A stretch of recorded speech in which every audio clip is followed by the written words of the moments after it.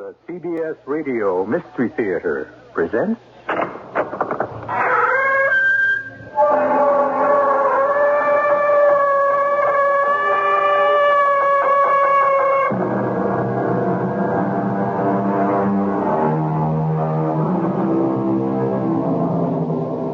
Come in. Welcome. I'm E.G. Marshall. So many stories I've passed along to you. So many stories of so many kinds. But again and again, I come back to what we began with, the Gothic tale. What is Gothic? There are 100 definitions. One of the ones I like best is a style noted by a gloomy setting, grotesque or violent events, and an atmosphere of degeneration and decay. Does this narrative fit the bill? I leave you to judge that for yourselves. Why are there no mirrors anywhere, Mrs. Kemper? If you want a mirror, I'm sure it can be arranged, Miss Falkirk, so long as you keep it in your room. I didn't plan to carry it about. I wouldn't. It's the one thing Mr. Royston won't stand for. Why? I don't ask.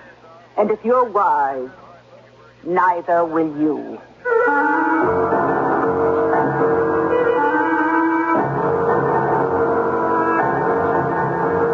Our mystery drama, Reflected Terror, was written especially for the Mystery Theater by Ian Martin and stars Marion Seldes. It is sponsored in part by Buick Motor Division and Contact, the 12-hour cold capsule. I'll be back shortly with Act One. Emmanuel L. Wolf presents Harold Robbins, The Betsy, starring Laurence Olivier, Robert Duvall, Catherine Ross, Tommy Lee Jones, Jane Alexander, Leslie Ann Down, Joseph Wiseman, Edward Herman, Paul Rudd, and Kathleen Beller. Harold Robbins, The Betsy, from Allied Artists, rated R, under 17, not admitted without parent. The Betsy, now playing at motion picture theaters everywhere. Sometimes Fred really gets to me.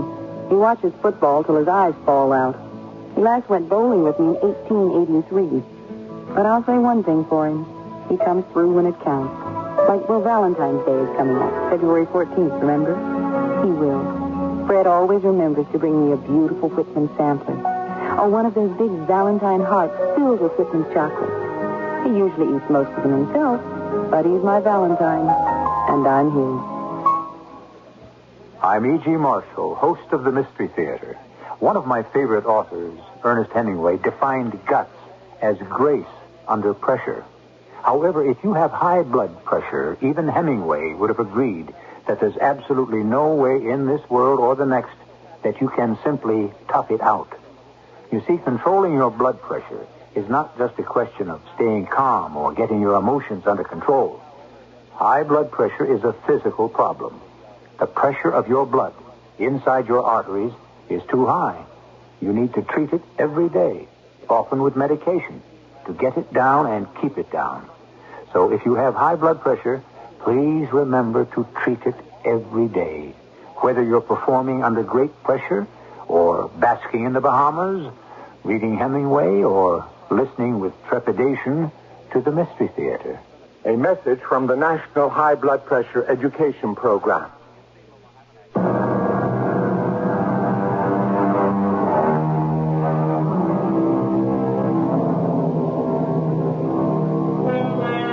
Up along the Hudson River, perched on the edge of tumbling escarpments to the river below, are great mansions built at the turn of the 19th century. A magnificence and splendor only possible today for the shahs of the oil countries. Royston Manor House was such a showplace, but by now, in 1896, it has long been in disrepair. Its master, Joseph Conning Royston, a sad recluse, victim of a consuming depression since the death of his beloved wife, in mourning for her untimely death, he occupies this desolate mansion, maintained by a skeleton staff. And to it, as our story begins, comes young Emily Falkirk. You're sure you're expected at Royston House, miss? Of course. Why do you ask? Oh, just there ain't many visitors these days. Hey, up, Betsy.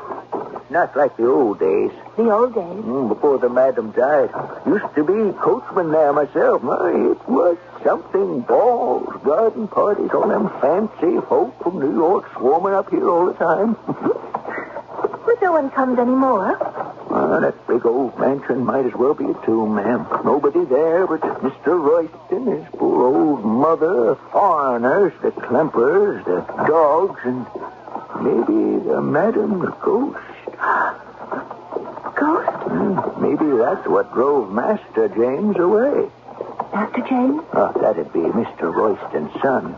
Fine young fella, Master James. Has been gone near 5 years by now. Gone? Left after his father came back.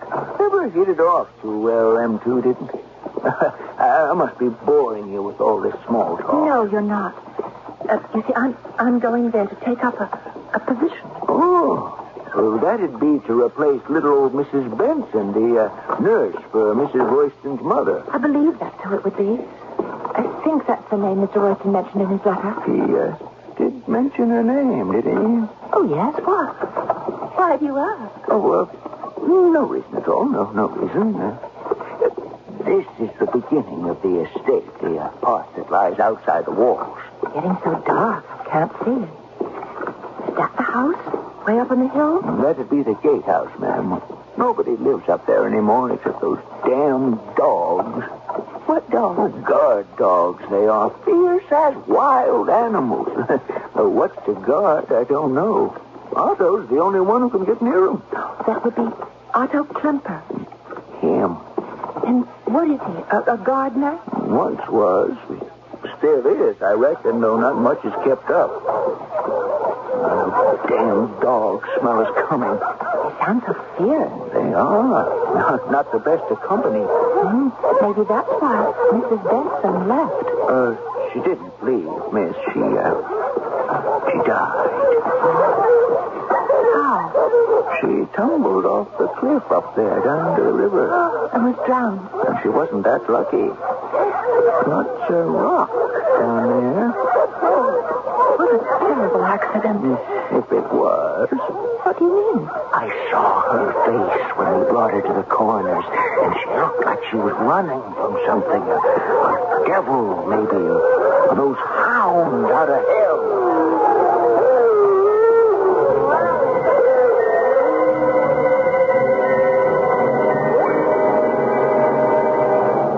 I was in the habit of writing everything down that happened in my uneventful life in a diary. So through it, we can follow the fearful and melancholy record of the history of Royston House. It began, as you have heard, and continued with my actual arrival in that great, gray, fieldstone monstrosity, with its terraces and balconies hanging in space over the terrifying drop to the bosom of the Hudson, and the jagged rocks that line its shore far below. Well, here we are, miss. Let me help you down. Oh, thank you. I can manage. Well, right you are. I'll get your baggage off and into the house. Oh, hello, Mrs. Clamper. Arthur, you can put Miss Falkirk's bags in the servants' hall. I think you know the way. Well, as long as the dogs ain't around. Otto has put them away. Miss Falkirk? Yes. I'm Mrs. Kemper, Mr. Royston's housekeeper. How do you do? And Mr. Royston has asked me to excuse him for not meeting you directly or sending someone, but he has given me orders that he would like to meet you as soon as you arrived. Shall we go in the house? Oh, I should like to go to my room for a moment and freshen up. Are my bags... There is no need to primp. You look perfectly serviceable, and your bags will be taken care of. But I'm a mess after the train ride and the carriage. Please, step in. Well, yes, but just let me straighten my hat or fix my hair a little. We don't stand on much ceremony at Royston House, Miss Falkirk. Please, Mrs. Trember, just let me glance in a hall mirror. Where... There isn't one. You'll find few mirrors here. Why? Mr. Royston doesn't like them. That would be good reason enough for you, Miss Falkirk. Who is it? Mrs. Klemper, sir. Miss Falkirk has arrived. Oh, come in by all means. Miss Falkirk? Yes? I hope you'll forgive me not meeting you at the train. Some affairs delayed me. Oh, I found my way all right. So I see. You may leave us now, Mrs. Klemper. Don't you want me to take her to meet your mother and get settled in? Now, that can wait for a moment. I'll take her to meet my mother myself. Very well, sir. You know best. Sit down, Miss Falkirk, please. Thank you. May I offer you a glass of sherry? No, thank you. I don't drink. It's very wise of you. I told you in my letters I was not looking for any fly-by-night flibbity-gibbet of a girl afraid of being isolated. I don't think I'm a flibbity-gibbet, and as for being afraid of being isolated, I agreed to come here for a year's trial. If it gets too lonely, I won't complain. I'll stick by my bargain. Splendid. I applaud you, my dear. But it's not going to be easy. You didn't give me the impression that your mother was so difficult. Mother? Why should I? I'm sure you'll find her quite tractable. And considering her age, not a hard invalid to manage at all. As a matter of fact, why don't we go and meet her right now? Oh, I'd like that. All right, then, come along. She's just over in the next wing. Now, why is that? Why did she leave the gas light on in the hall? I have a lamp. Come, turn it off for me. Yes, sir, but why won't we need it to see? I told you I have a kerosene lamp. Now do as I say. Yes, sir. That's better. Can't abide light ever since. And I can't abide it. Here, we go down this corridor. Do you have bad eyes, sir? What? You said you couldn't abide light. Oh, did I? Well, I'm sure I have my reasons, which I don't intend to give you. I'm sorry, I didn't mean to pry, sir. Well, don't. Ever. In this house. Ignorance is bliss. This is Mother's door here.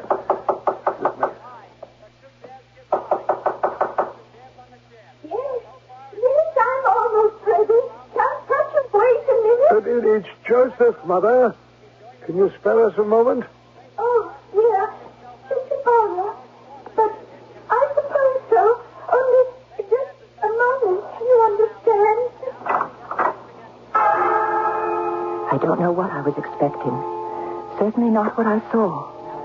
From the sound of her voice, Mrs. Royston had seemed a cultivated, civilized woman. But that was not what opened the door. She looked like, I don't know, the White Queen in Alice Through the Looking Glass, perhaps. Her wasted face, which must have been quite handsome, was pale as paper, and her hair was a mad bird's nest of wisps and snaggles. She looked like a corpse, save for her eyes, a bright and startling blue, which shone even in the shadowed light like chips of aquamarine. Eyes that were empty behind the sparkle. The eyes of a madwoman. Polly, he let you out, did he? He let you out? Mother, this isn't Polly. It's Miss Emily Falkirk who's come to take care of you. I might have known it was a trick. She looks like Polly. Do you try to look like her? I don't know who Polly is. She was my wife. Was. Where is she? You know, Mother, Polly has been dead for a long time. And Mrs. Benson, a short time. Oh, where is she? Is she dead? Mrs. Benson had to leave us, Mother. That's why we engaged Miss Falkirk. To guard me? To help you. Nobody wants to help me, Joseph. You know that. I am a voice crying in the wilderness. Mother, please. Who will listen? No one will listen. Come away, Miss Falkirk. There's nothing any of us can do when she's like this. But I'd like to help her. You can't help her. You can take over that duty just as soon as you're settled yourself. He led me out of the room and down another long corridor.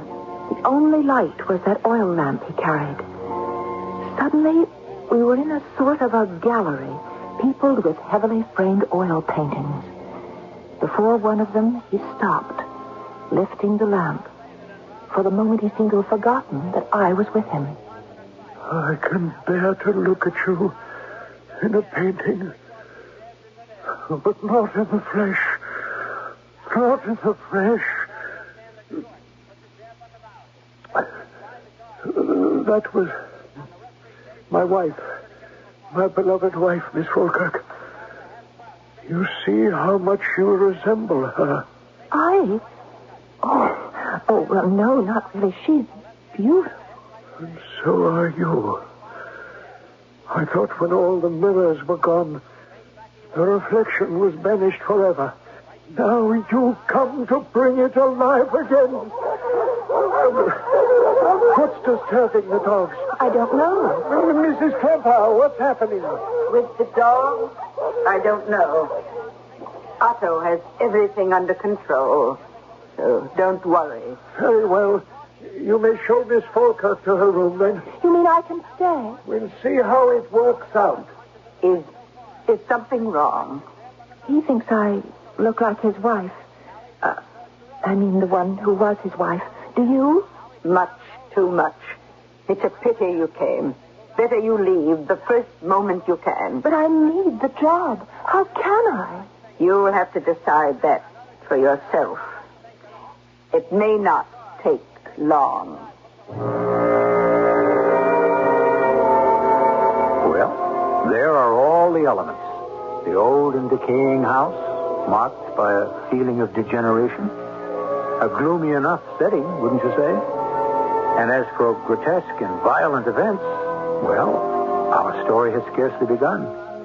Wouldn't you imagine that they are lurking off stage in the wings, ready to burst forth? But the proof of that must wait until I return shortly with Act Two.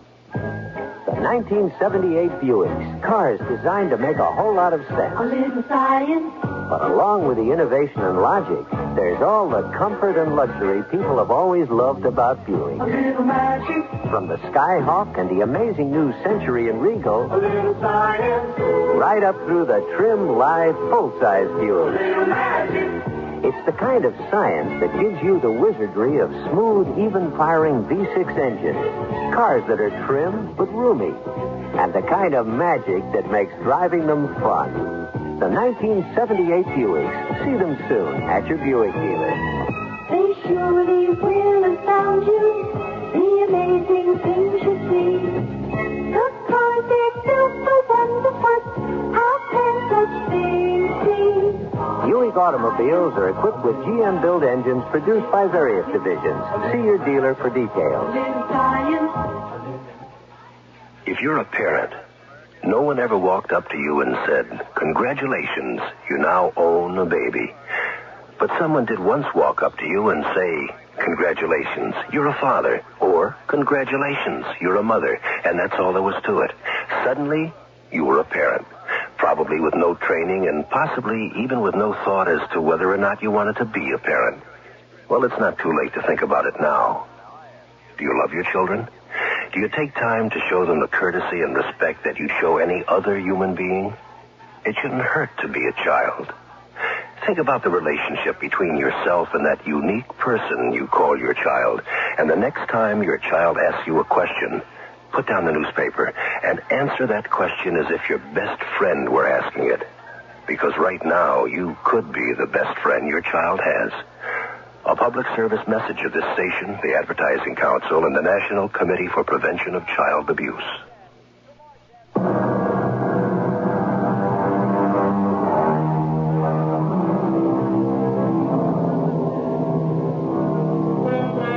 The days passed at Royston House, and Emily Falkirk settled into a routine. Her room was pleasant and cheerful enough, although it looked away from the river. Her days were spent with the now silent Mrs. Royston, bathing her, dressing her, reading to her, taking her to sun on the balcony over the Hudson. She shared her meals with her, served by an incommunicative Mrs. Klemper. Mr. Royston kept to himself, And Mr. Klemper seemed forever to be out of doors, roaming the property with his snarling dog. Christian! He's out! Well, what are you doing out here, Fraulein, when the dogs are loose? Oh, I just couldn't stand being cooped up any longer. I wanted a breath of air. Well, we're all cooped up here, no? Perhaps we can be better acquainted. Oh, I'd like to be with someone. It's very lonely here. Well, then come. I will walk you to the gazebo. There's a splendid view of the river.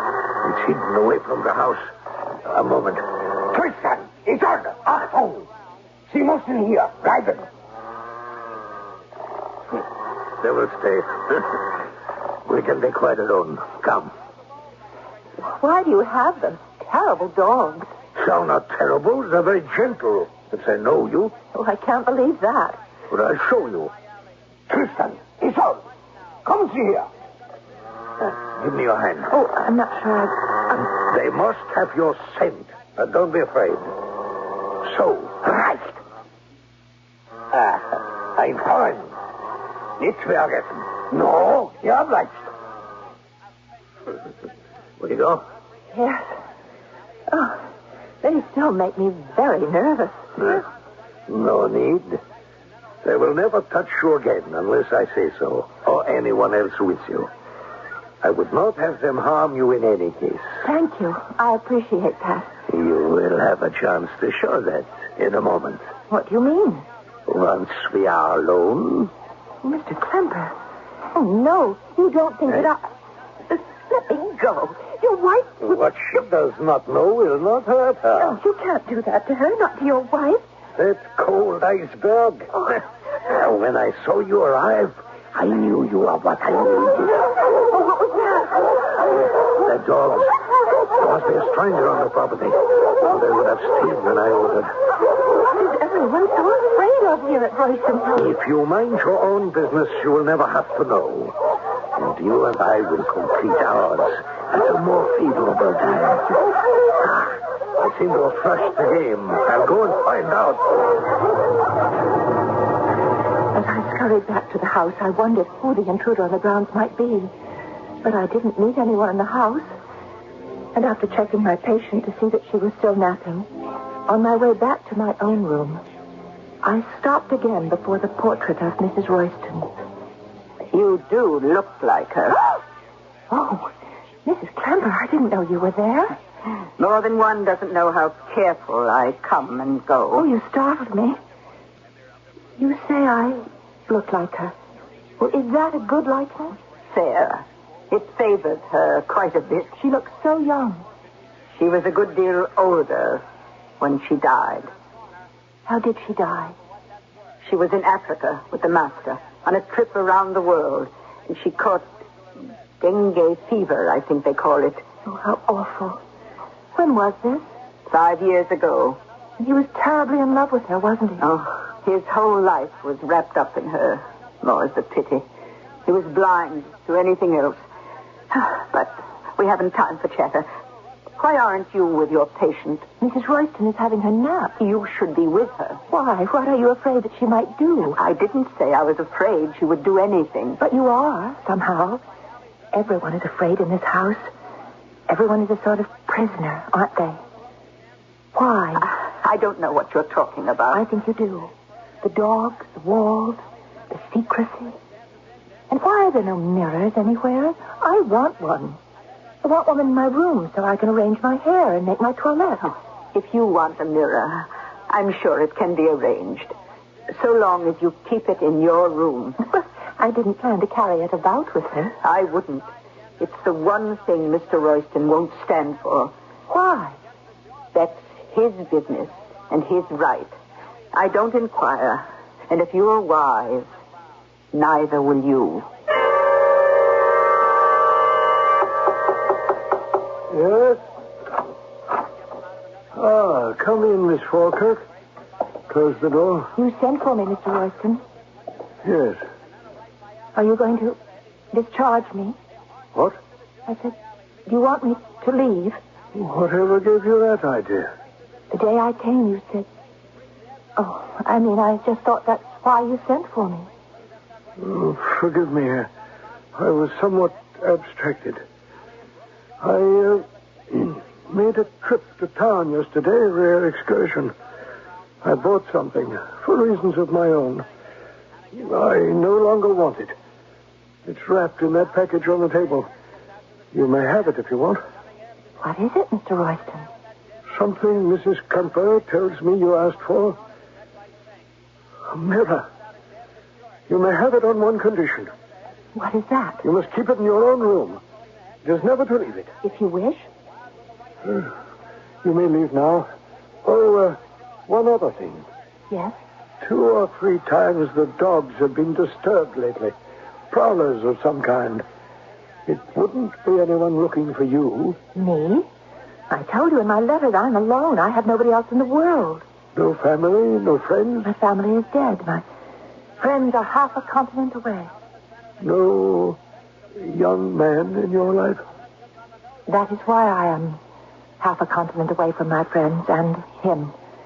He married someone else. We all have our crosses to bear. Very well, Miss Falkirk. That'll be all.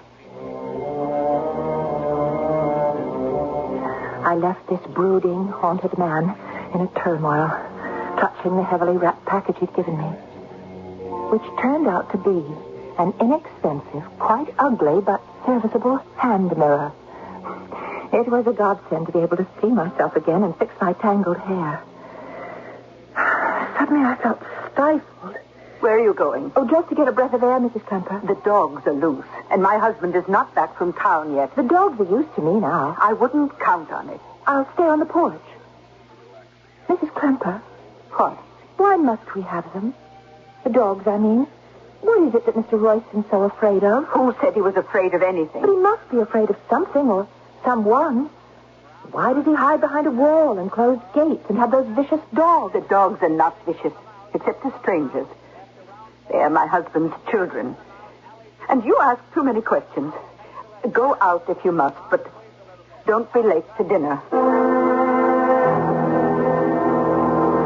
I walked out to the porch, but it was a heavy night with little air stirring, and suddenly the oppressive heaviness of the house was smothering me, making it hard to breathe. I fled out into the quiet, dark night. I had a wild desire to scream, but my throat was so choked it was all I could do to breathe. I could feel a reasonless panic welling up inside me. And then all of a sudden it was reasonless no more. The dogs started to bark frantically, and I could hear someone running. But before I could get out of his way, I'm sorry, the dogs. What are you doing here? Who are you? Not much time for socializing. I'm James Royston. Who are you? Emily Falkirk. Are you Mr. Royston's son? Yeah, on and off, when he wants to recognize me. What am I going to do about those damn dogs? They don't know you? We've never met formally. Oh, you'd better get behind me. Can you control them? We'll soon find out. Come. Isolde. Oh, Paulson. I never figured you for an animal trainer. I'm not. What do I do now? Get them to buzz off. I don't know how to do that. Can't you tell them? But they only understand German. Oh, look, if you let them smell your hand, maybe I could tell them that you're a friend. Not on a bet. I get the notion they don't like me any better than I like them. I could tell them to stay. Yeah, well, we took off. Solid idea. Why don't you? It's in German. Oh, I don't remember the word. Well, I can help. See, bleiben is the infinitive for a command. Let's see. How about bleib? That's what he said. Achtung! Bleibt hier! Stehen Sie! Bleibt hier! Oh, lady, you are a lifesaver. Well, if you want to save yours, you better get out. After finally getting in again, not on a bet. There must be some easier way of getting to see your father. Oh, who wants to see him? Last person I want to see. Then who do you want to see? My mother. But she's dead. And buried? Buried, yes, perhaps. But not dead. Not decently dead.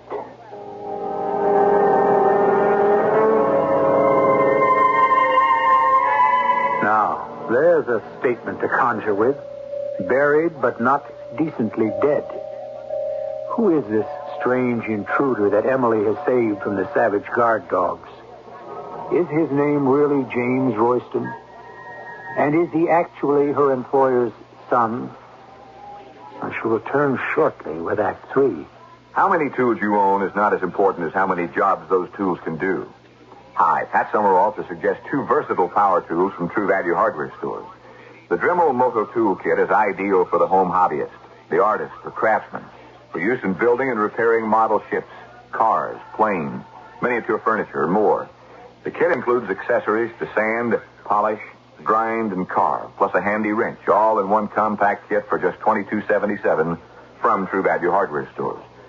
Another versatile power tool is the Skill cordless 3/8-inch 2-speed reversible drill for just $29.97. Use it to drive screws, remove them, or drill holes. And because it's cordless and comes with its own 115-volt recharging unit, you can use the Skill 2-speed reversing drill anywhere. You can find the Dremel Moto Tool Kit and the Skill 3/8-inch cordless reversible drill at participating True Value hardware stores and home centers.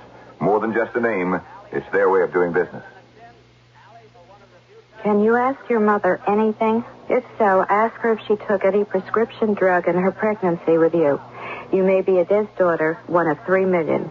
Diethylstilbestrol, or Des, was widely prescribed from 1941 to 1971 for pregnant women. 90% of daughters born of these pregnancies have an abnormal condition called vaginal adenosis, which must be carefully monitored by a Des gynecologist. Also, 1 in 1,000 may develop a rare vaginal cancer, which must be discovered in time. To find out if you are one of the great majority who are unaware of being a Des daughter, ask your mother if she took anything during pregnancy. Ask her obstetrician. You have a legal right to hospital records and prescription files. Or better still, ask your gynecologist for the simple iodine stain. For more information, write this action, P.O. Box 1977, Plainview, New York.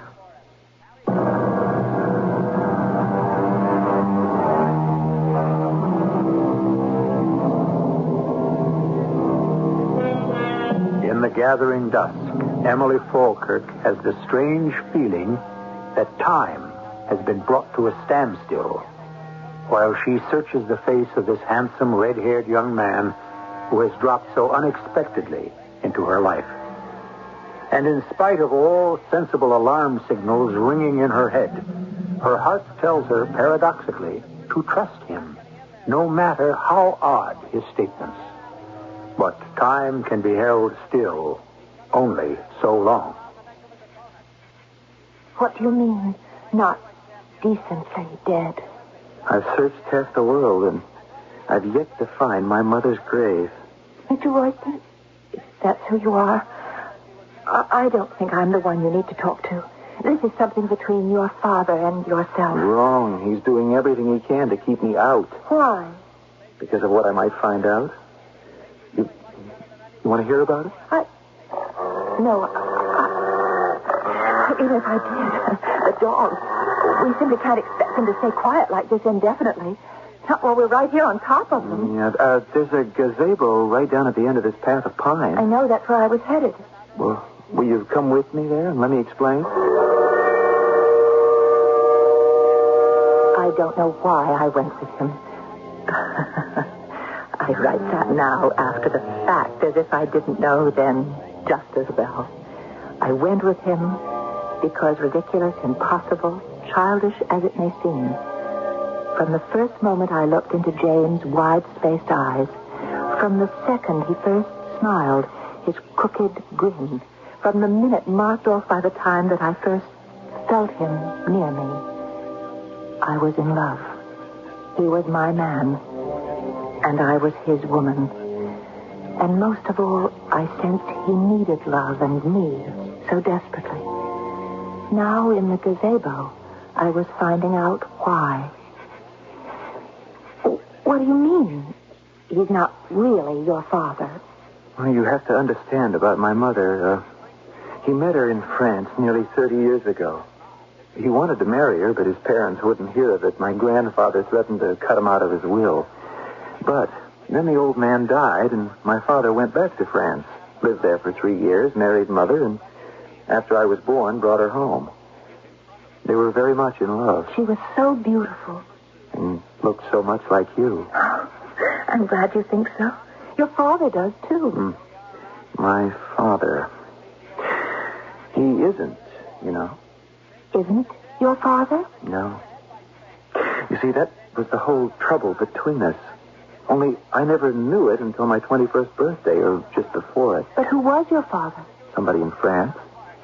Someone my mother had turned to when the man I always thought was my father walked out on her that first time. But if she was married already, how... She wasn't married. She had me, and the guy had abandoned her. And that's why she became Mrs. Royston and came back with him to America for my sake. But I thought you said they were in love. He was. I always thought my mother was. Till? Well, it all came to a head because there was some kind of inheritance I was supposed to have, and I told him to his face I didn't want any part of it. I was ordered out of the house. I must say I took advantage of that and ran back to college. I never thought that would be the last time I'd see my mother again. I thought she died in Africa. Well, so did I. You see, right after the big quarrel, they went on this trip around the world from which she never came back. That is, if she went. I don't know what you mean. I wish I was sure that I did myself. After my mother died, my father refused to see me. If she had a will, I heard nothing about it. I was out of college by then, and I didn't give a damn. I'd shipped out to go around the world myself. And you're just back from that? Well, that's about it. Been back most of the year, but Mr. Royston refuses to see me. And I haven't been able to get in the house. Even some detectives I hired couldn't. That's when I decided to make a try myself. You know, there's more than one old tree around the property I could climb in by. But didn't you know about the dogs? You have to take some chances in life. But why did you want to come back here, knowing that you weren't wanted? Because I have every reason to believe that my mother didn't just die. I think she was murdered. But even if that were true, how could you prove it? Listen to me, Emily. When I was in Africa, I went to Dar el Salaam, where my mother was supposed to have died. There was no grave, no record. No one knew about her death. In every port I called on, I checked steamship records of the boats she was supposed to have traveled on with my father. No record. Only on the transatlantic liner that left America did I find a listing of Mr. and Mrs. Royston. And you think... You don't mean that somehow he might have... that she might have fallen overboard? No, I don't think that at all. Then what? I don't think my mother ever left this house. I think she was dead before that trip even began. Oh, you can't believe that. How? I think he killed her. Oh, that's sick. That's ridiculous. What could he have done with... I mean, what... What did he do with her body? That's what I want to find out.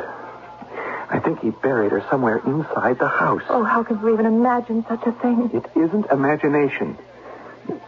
Look, this is a letter I received from Buddy shortly after her death. Who?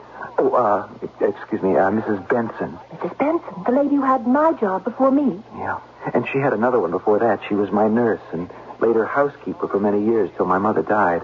Now, let me read you just a few lines. Let's see, here.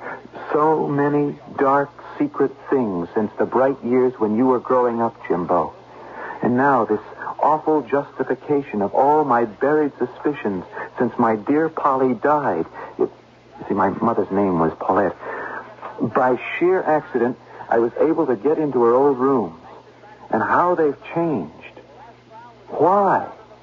My dearest boy, I shudder to say this, but I am afraid, deathly afraid, that it is because she never left them. You must come home and see for yourself. I cannot, dare not say any more till then. By the time I received this letter, Bronte was dead. James, what is it you want from me? I want you to help me get into that house so I can see for myself. But if that's the part of the house that's locked up... Look, I have a key. My mother gave it to me. I don't know. I have no right to. And besides, the dog. Now is the perfect time while the dogs are quiet. But how do I know I can trust you? I mean, a stranger. You don't. Except I don't believe you and I feel strangers to each other. Not anymore. No. No. But if we are to move, it must be... Oh, it's too late. Why? That must be Mr. Klemper coming back. The dogs are welcoming him. If all I suspect is true, he'd be the last person to welcome me. Well, if I can't get inside, there's only one other chance. But will you take this key, Emily? To get into your mother's apartment? Yes. But what could I find? What would I look for? Well, there was more in the letter than I read. In my mother's bedroom, there was a great double door with mirrors leading to a small dressing room. The door was on the wall opposite the windows. Now, let me know if it's still there. Here. You can write me or send a message at this address. Oh, I don't know. Please, promise.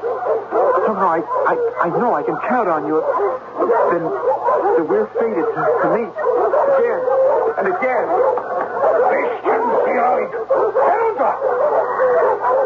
Oh, it's you. What are you doing out of the house? I just wanted to get a little breath of air before dinner. It's forbidden to wander the grounds without permission. So, this time we forget it. You are alone? Of course. Who else would be here? For your sake, better no one. Come, it's time for dinner. It is midnight now, and the house is quiet. It is not far to the end of the hall, and the door long closed to Mrs. Royston's rooms. But it is not so much of a surprise to find the key turns easily, and the door opens without effort. Inside, the dust lies everywhere, except for a worn path through it to the wall opposite the windows. I hold my lantern high, but I see no mirrored wall opposite the door, only a heavy tapestry hanging from the molding. I put my lamp down. I try to draw it open. Nervously, I jerk at it, and something rips, and the whole tapestry comes tumbling to the floor, stirring up a cloud of dust which chokes me. But my cough is arrested in terror as I see staring at me from inside the wall a misty figure all in decaying white, the skin drawn over the skeleton so tight and paper-thin that the bones seem to shine through. A ghastly grimace of agony on her face. A face that the lantern in her hand shows in the glimmering light as a horrible travesty of mine. Now you see her too, Miss Falkirk. We're both doomed. He's standing behind me in the room, a lamp in his hand, the reverse image of the horror in the wall. And I turn back to see, oh God, forgive me, that the wall is a mirror, and what I am looking at has to be a reflection. The lamp, the room, all the finite things are in that dusty, shadowed reflection, the same. Only the figure that holds the lamp is different. Mr. Royston, instead of his long-dead wife.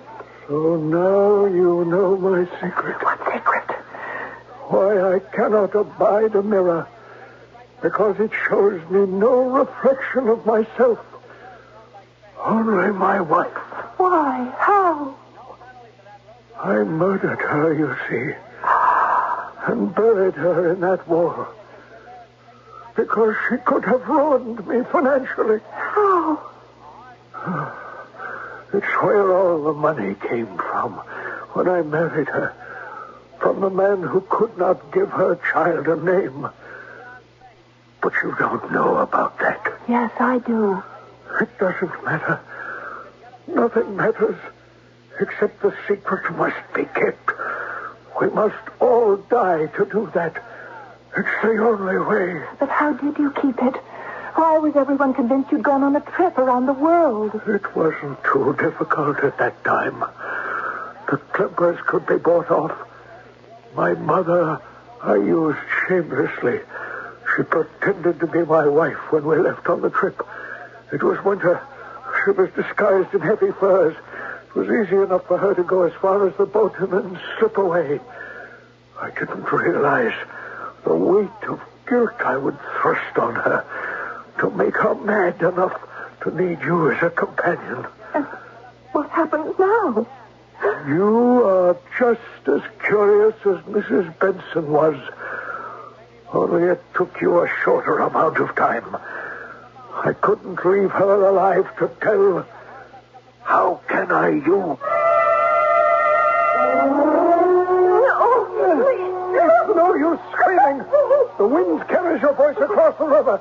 Not much further. We're almost to the edge. I won't go there. I won't let you throw me over. You go if I have to drag you there.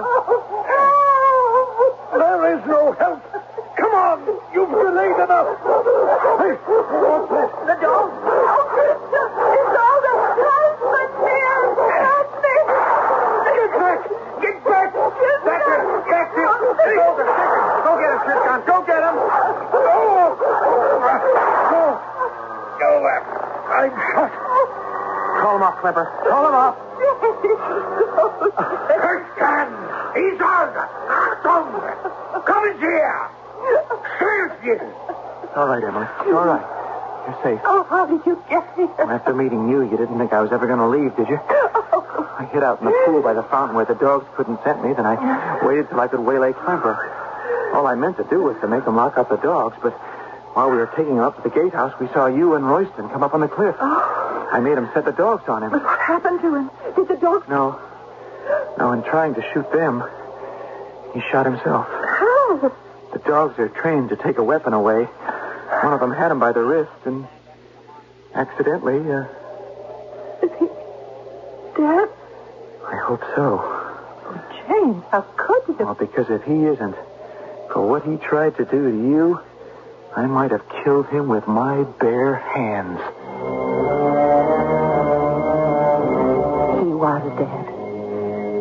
And there is only one footnote to the story. The idea of a man who could never see his own reflection, only that of the woman he murdered, haunted me. When Mr. Royston was laid out, I took the mirror from my room, and I sneaked into the one where he lay. And holding the mirror before him, the only reflection in it was his waxen face in the sleep of death. And I hoped, beyond the curtain, that his wife's restless soul has found its own peace at last.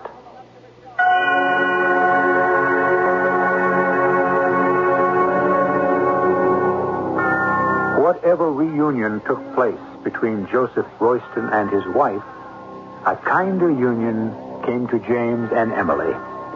Within a year, they were married and lived happily ever after. So what better words to wind up this tale than those of Sir Philip Sidney about sleep? The poor man's wealth, the prisoner's release, the indifferent judge between the high and the low. I'll be back shortly. Take your contact, take it now. Give your code to contact. You've got a nighttime cold. Congestion is keeping you awake. You didn't take contact, did you? We're so famous for all-day relief, you didn't think of us for nighttime. Wrong. Our 12-hour contact capsule decongests all night long so you can get the rest and sleep you need. And sleep's a great healer. Give your code to contact. Take only as directed. Feel younger as you grow older. Join the active people over 62 days. Feel younger as you grow older. Regular physical and social activity will keep you active and healthy. Join the active people over 60. For details on this free program, contact your local office on aging or National Association for Human Development, Box 100, Washington, D.C. 20044. I'm Mandel Kramer. It's been my pleasure over the past 4 years to play many different roles on Radio Mystery Theater. And I'm looking forward to my part in an exciting play, Revenge is Sweet, on Tuesday, February 14th. This St. Valentine's Day production is pretty special, as a matter of fact. It's the 1500th broadcast of Radio Mystery Theater. And I know I speak for all my fellow actors when I say that working on this show has been a labor of love. Appropriate for St. Valentine's Day, right? We often wonder about our listening audience. You, where you live, how you like our Mystery Theater dramas. How about dropping us a line and telling us? You hear from us 7 times a week. Now let us hear from you, because we're interested in our favorite people, our audience.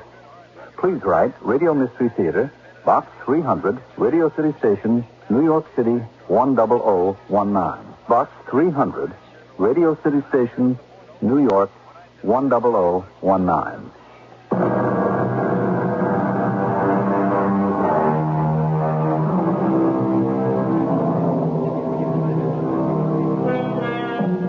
A gloomy setting, grotesque and violent events, and an atmosphere of degeneration and decay.